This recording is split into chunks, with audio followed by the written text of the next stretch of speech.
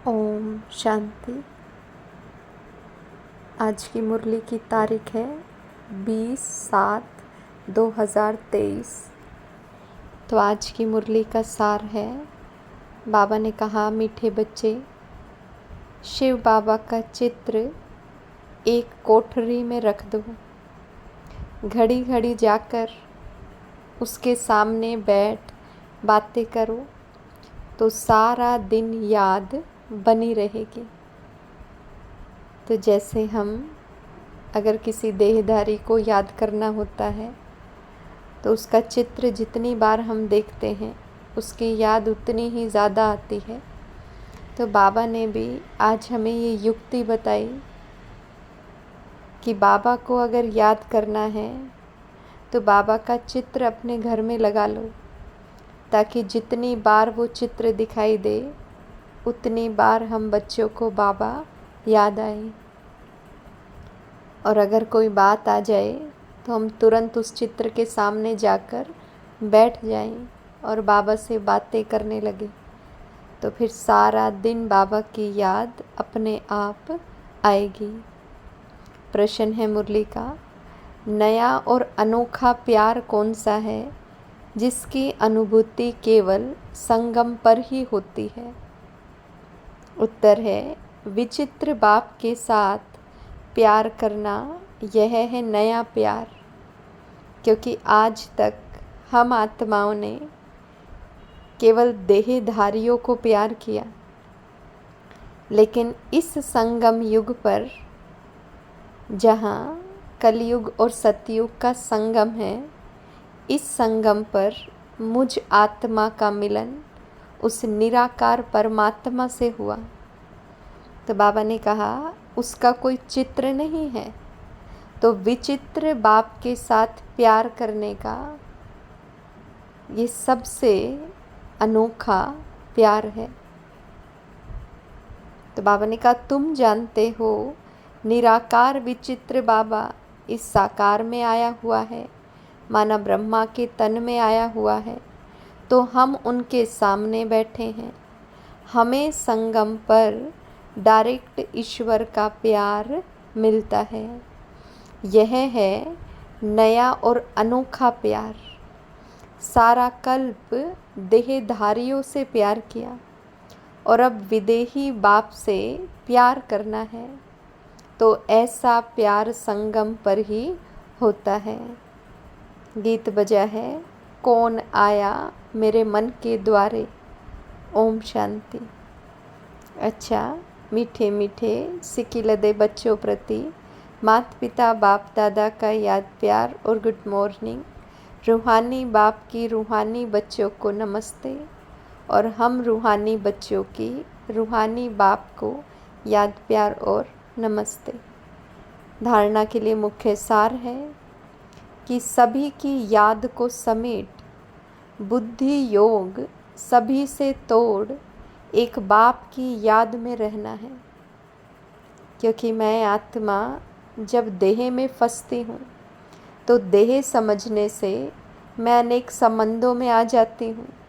कभी माँ बनती, कभी बेटी बनती, कभी किसी और संबंध में आती।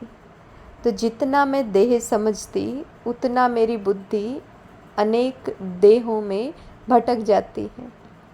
लेकिन बाबा कहता, अब अपने आप को आत्मा समझो। तो आत्मा का मेरा तो केवल और केवल एक बाबा है। तो बाबा ने कहा, सभी की याद को समेट कर, माना देह और देह की संबंधियों की याद को समेट कर अपनी बुद्धि का योग बाबा के साथ लगाओ। शिव बाबा की कोठी बनाए, उनकी अव्यभिचारी याद में बैठना है। जैसे हम कई बार कहते हैं कि हमारे घर में हमने बाबा का एक कमरा बनाया है, तो देखो कैसी कमाल की बात है कि क्या हम भगवान का कमरा बना सकते हैं, जिसने हमें पूरा मकान दिया, लेकिन हम अपने मुख से कहते हैं हमने बाबा के लिए कमरा बनाया, जबकि हम ये कहें कि बाबा ने हमें रहने के लिए मकान दिया। तो घर तो किसका है? बाबा का है। लेकिन बाबा के मकान में हम क्या करते हैं, रहते हैं। तो कोठी है, मकान है, घर है, वो सब किसका है, बाबा का है। तो बाबा के घर में केवल और केवल एक बाबा को ही याद करना है। दूसरा है, अपने आप से मीठी मीठी बातें करनी है।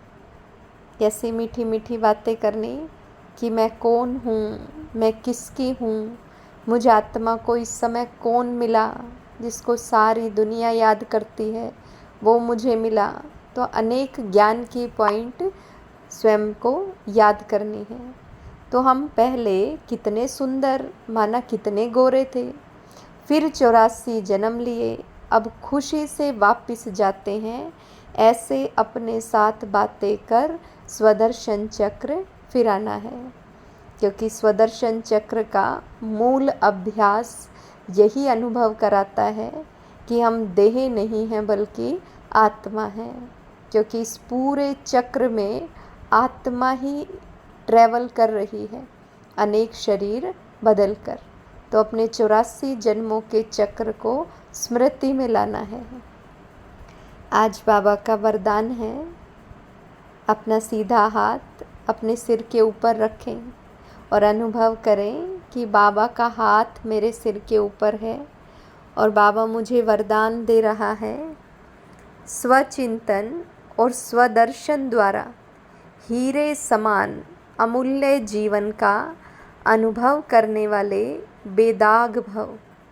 स्वचिंतन और स्वदर्शन द्वारा हीरे समान अमूल्य जीवन का अनुभव करने वाले बेदाग भव। हीरे समान अमूल्य जीवन का अनुभव करने के लिए सदा स्वचिंतन करो और स्वदर्शन चक्रधारी बनो। क्योंकि मैं आत्मा थी ही हीरा, लेकिन जन्म जन्म शरीर धारण करने से मुझ आत्मा के ऊपर अनेक दाग लग गए। तो बाबा आकर उन सब दागों को हटाता है।